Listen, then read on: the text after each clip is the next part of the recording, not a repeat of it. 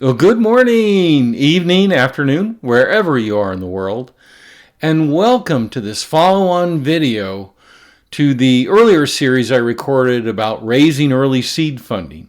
This is about finding and approaching MLE investors. My name is Michael Scott. Yes, just like the lead character on the Office TV series if you watched it, but I am the original. Much smarter. And I'm going to be your host today. As I said, this is a video about finding and approaching MLE investors. Now, if you watch the first video in the series I recorded, I introduced the concept of MLE investors. Now, that's my acronym for people with money but limited experience investing in startups. Not limited experience in their profession, but limited experience investing in startups.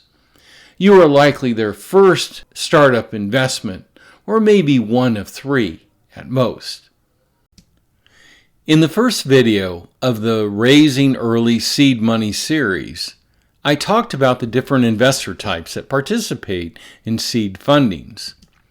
In this video, we're going to focus exclusively on friends and MLE investors.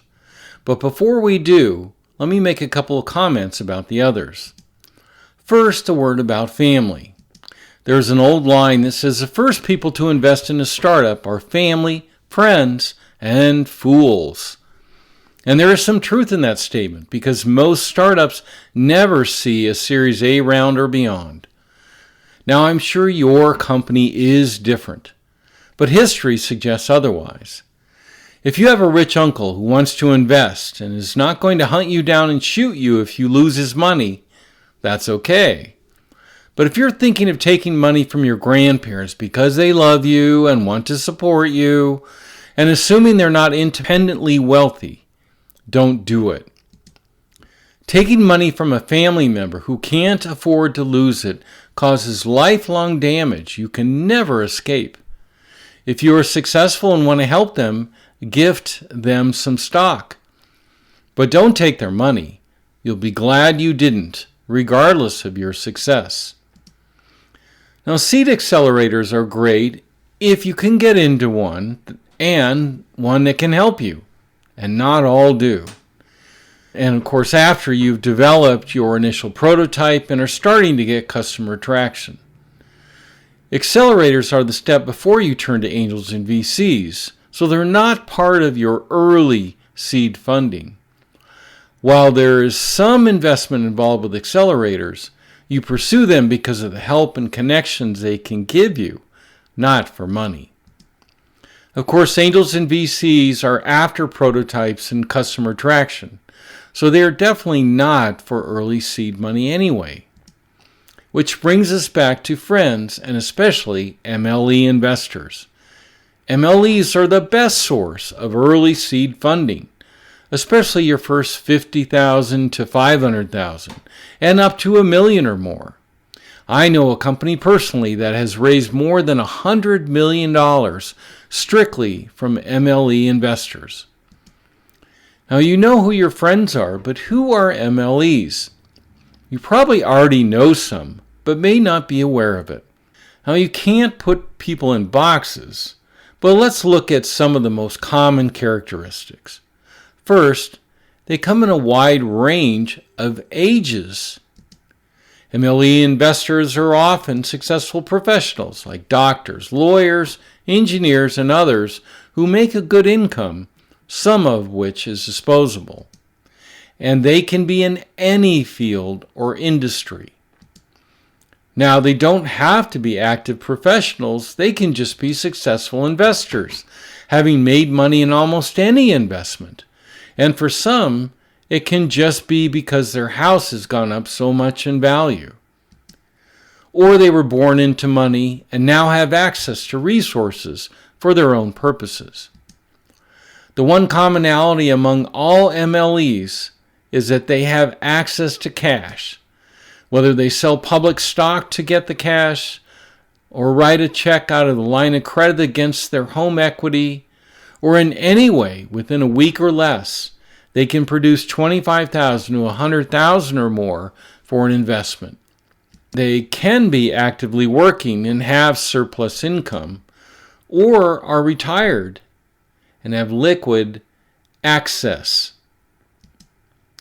But just because they are not a professional angel investor doesn't mean they have no experience in investing in small businesses.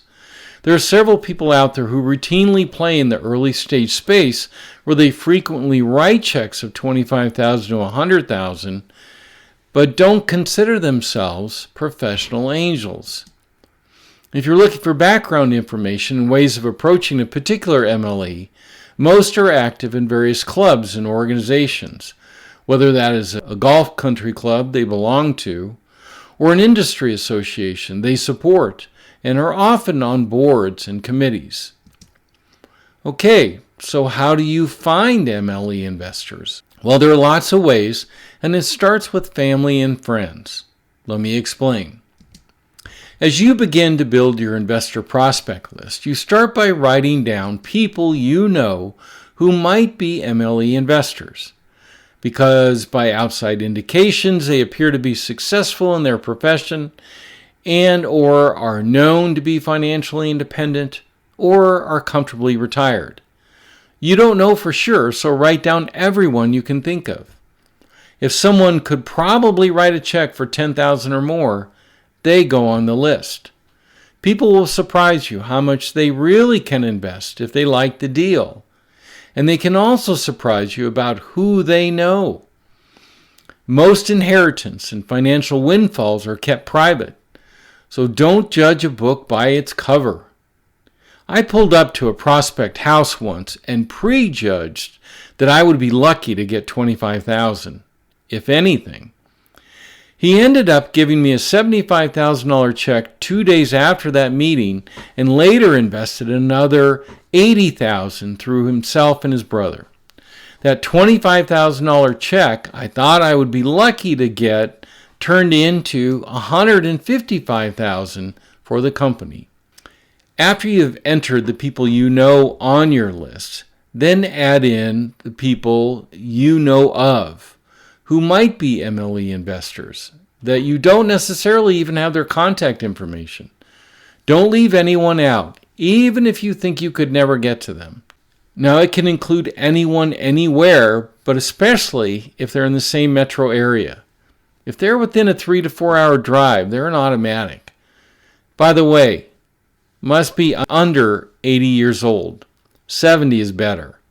I would hesitate at 75 years of age for something as high risk as a startup, and definitely no one over 80, unless they're your super rich grandfather.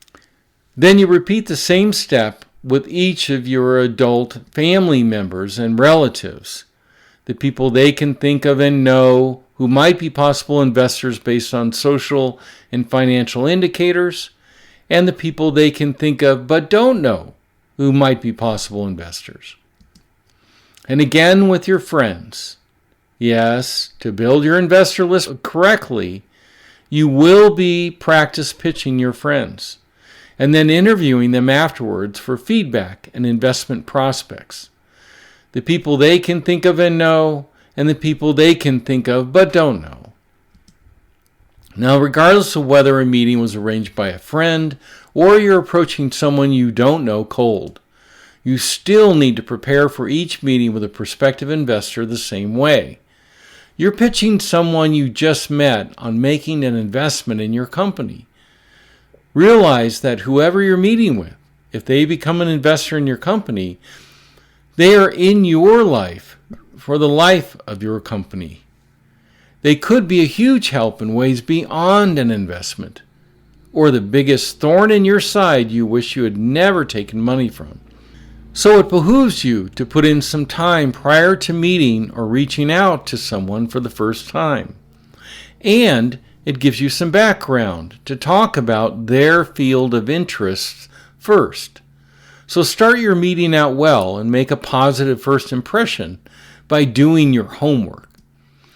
Now, this video is not about sales and marketing or how to reach out and make a cold connection or even how to pitch your investment. But the more you know about a person, and especially if you have an opportunity to follow them on social media or comment on their posts, the easier it is to plan your way to connect with them and realize there are many ways of reaching someone today. Be creative. Think about the various ways you can get to them and who can help you.